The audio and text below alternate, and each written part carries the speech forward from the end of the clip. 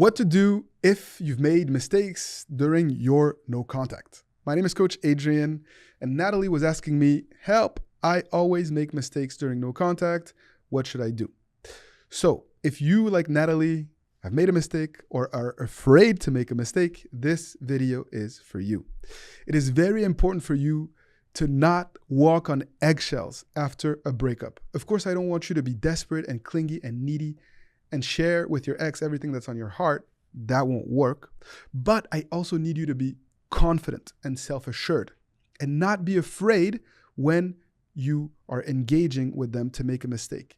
Because if you are afraid, the odds are you're not going to get back together, because that's not attractive. That's not empowering. And that's not who they fell in love with at the very beginning of your relationship.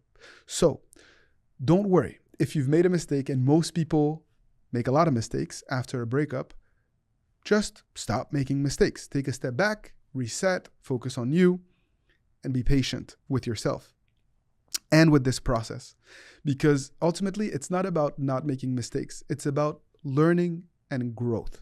If you're engaged in a process of learning and growth, you will maximize your chances of success. It doesn't guarantee you that you will get back with the person that you love, but it guarantees that you maximize your chances, which is really what this process is all about.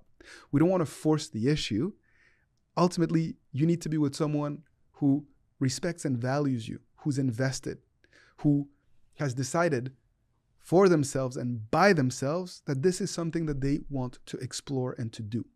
If you are trying to force your way into this person's life, forcing the issues, you're going to come off as desperate or manipulative, and it won't work.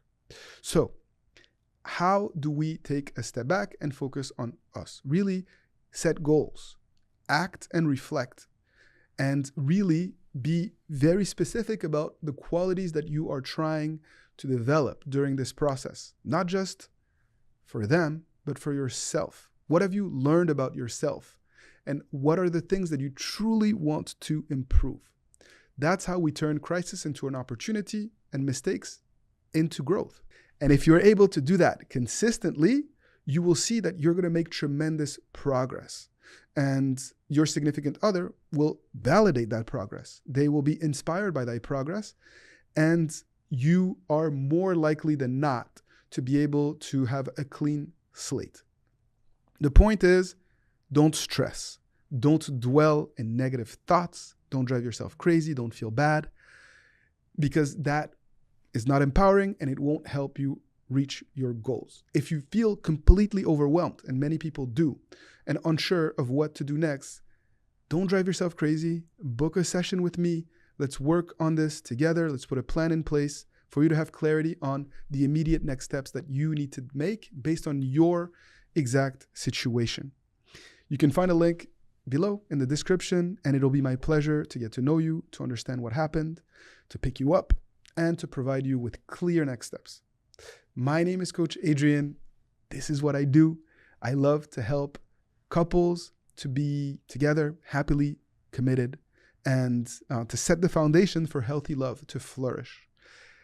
I wish you only the best, and keep fighting the good fight.